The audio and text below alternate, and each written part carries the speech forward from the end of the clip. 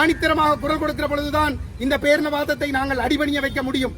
அதே வேளையில் எங்கள் மீது இவர்கள் மேற்கொண்ட இனப்படுகொலைக்கு ஒரு சர்வதேச குற்றவியல் நீதிமன்றத்துக்கு கொண்டு சென்று இந்த இனப்படுகொலையாளிகளை சர்வதேச குற்றவியல் நீதிமன்றத்திலே தூக்கும் அடையில் ஏற்றுகிற நிலைமை ஏற்படுகிற பொழுது இனவாதிகள் அடிபணிந்து தமிழர்களுடைய காலிலே மண்டியிடுகிற நிலைமையை உருவாக்க முடியும். இந்த 17 ஆண்டுகளில் அது நடைபெற்றிருந்தால் இன்று இந்த இனவாதிகளுக்கு இந்த துணிச்சல் வந்திருக்காது.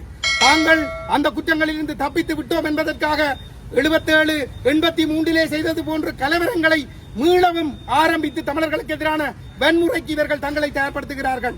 அதனுடைய ஒரு எச்சரிக்கையாகத்தான் இவர்களுடைய அண்மை கால செயல்பாடுகளை நாங்கள் பார்க்கக்கூடியதாக இருக்கிறது. ஆகவே தமிழர்கள் ஒட்டுமொத்தமாக திரண்டு உள்ளக விசாரணையில் எங்களுக்கு நம்பிக்கை இல்லை, எங்களுக்கு ஒரு சர்வதேச குற்றவியல் விசாரணை வேண்டும் என்பதிலே நாங்கள் உறுதியான நிலைப்பாடு எடுக்க வேண்டும். எடுத்து இந்த இனவாதிகளை சர்வதேச நீதிமன்றத்தில் நிறுத்தினால் மாத்திரம்தான் எங்களுக்கு எதிரான ஒடுக்குமுறைகளை கட்டுப்படுத்தக்கூடியதாக இருக்கும். இதை நாங்கள் எல்லோரும் புரிந்து கொண்டு செயல்பட வேண்டும் என்று கேட்டுக்கொண்டு உடனடியாக சங்கீதன் விடுதலை செய்யப்பட வேண்டும். இந்த பயங்கரவாத தடை சட்டம் நீக்கப்பட வேண்டும். பயங்கரவாத தடை சட்டத்தின் கீழ் அடைத்து வைக்கப்பட்டுள்ள அனைத்து தமிழர்களும் நிபந்தனையின்றி விடுதலை செய்யப்பட வேண்டும் என்றும் வலியுறுத்தி என்னுடைய கருத்துக்களை நிறைவு செய்கிறேன்.